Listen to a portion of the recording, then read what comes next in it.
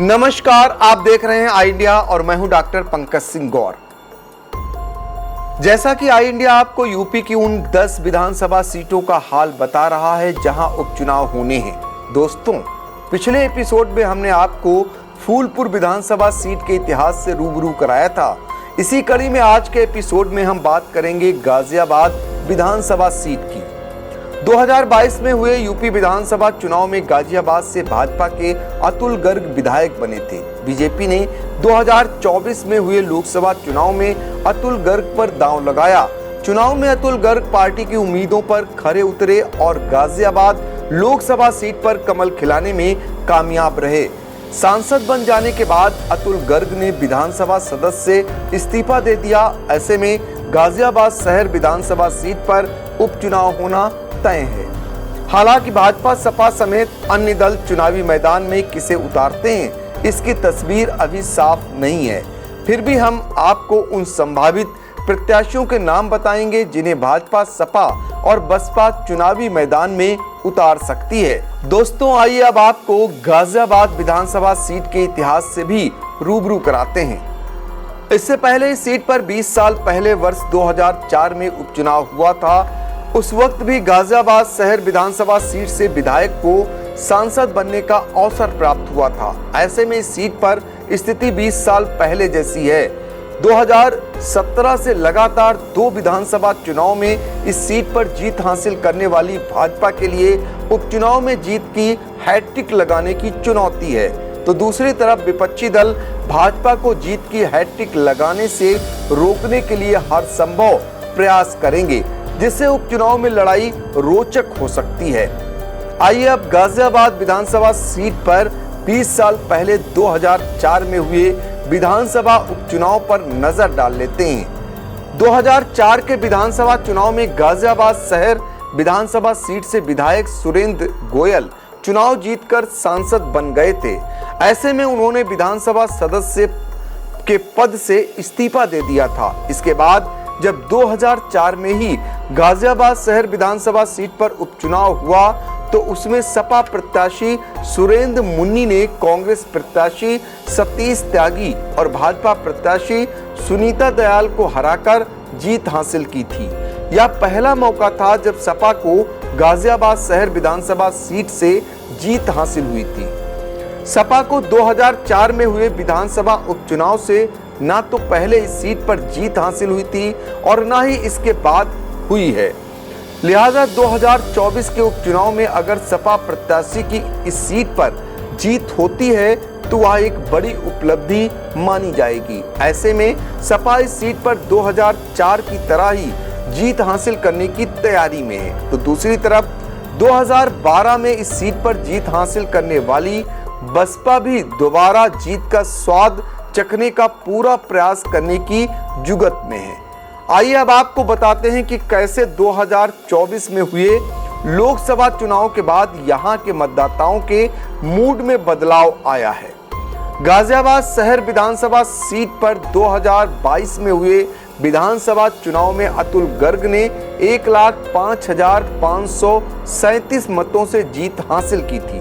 लेकिन हाल ही में हुए लोकसभा चुनाव में अतुल गर्ग को गाजियाबाद शहर विधानसभा सीट से 63,256 वोट से जीत हासिल हुई है। इससे स्पष्ट है कि 2 साल के अंदर ही गाजियाबाद शहर विधानसभा सीट पर भाजपा का जीत का अंतर घटा है और आने वाले उपचुनाव में यहां पर भाजपा के लिए जीत हासिल करना आसान नहीं होगा। अब आइए आपको गाजियाबाद विधानसभा सीट के जातिगत समीकरण पर भी नजर डलवा देते हैं। गाजियाबाद शहर विधानसभा सीट पर वैश्य अनुसूचित जात के मतदाता निर्णायक भूमिका में रहते हैं, इसलिए यहां पर राजनीतिक दल सियासी चाल चलते हैं। 2022 में हुए विधानसभा चुनाव में बसपा ने यहां पर ब्राह्मण प्रत्याशी को उतारा था, जिससे कि वह सामान्य वर्ग के वोट में सेंध लगाकर जीत हासिल कर सके। यह बात अलग है कि बसपा को मतदाताओं का साथ नहीं मिला था। वहीं सपा ने भी सामान्य सीट पर अनुसूचित वर्ग के प्रत्याशी को चुनाव मैदान में उतारा, जिससे कि अनुसूचित वर्ग के मतदाताओं के वोट प्राप्त कर जीत हासिल की जा सके। दोनों ही दल अपनी चाल में सफल नहीं हो पाए थे, लेकिन अब स्थितियां बदल रही हैं। सपा इस लोकसभा चुनाव में मजबूती से आगे बढ़ी है और प्रदेश में सबसे ज्यादा सीटें जीतने वाली पार्टी बनी है। ऐसे में भाजपा के लिए उपचुनाव में जीत हासिल करने की चुनौती कठिन होने वाली है। अब बात यहां से चुनावी मैदान में उतरने वाले संभावित प्रत्याशियों की भी कर लेते हैं।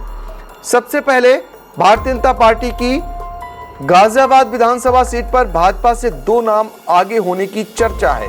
इनमें पहला नाम महानगर अध्यक्ष संजीव शर्मा का है और दूसरा नाम पश्चिमी यूपी भाजपा के पूर्व महामंत्री अशोक मंगा का है।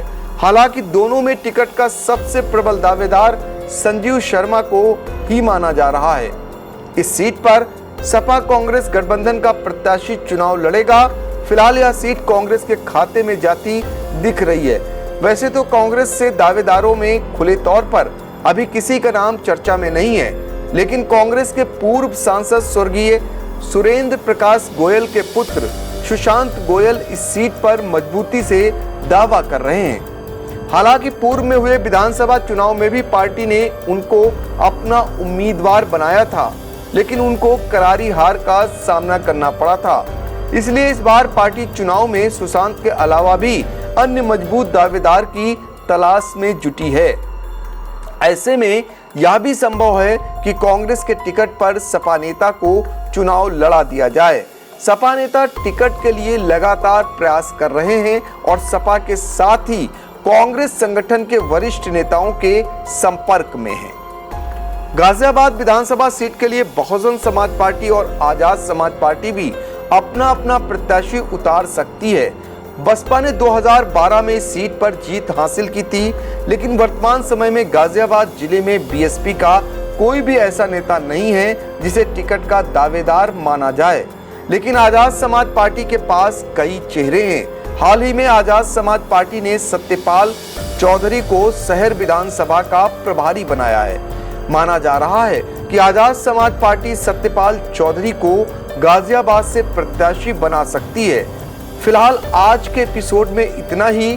आपको हमारी यह स्टोरी कैसी लगी, कमेंट बॉक्स में जाकर अपनी राय जरूर दीजिएगा।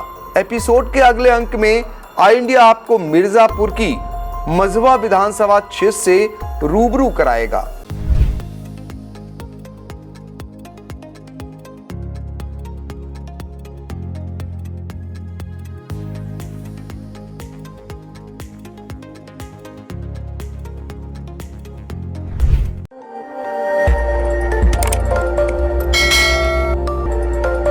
खबर आपकी, नजर हमारी। देखते रहिए आई इंडिया।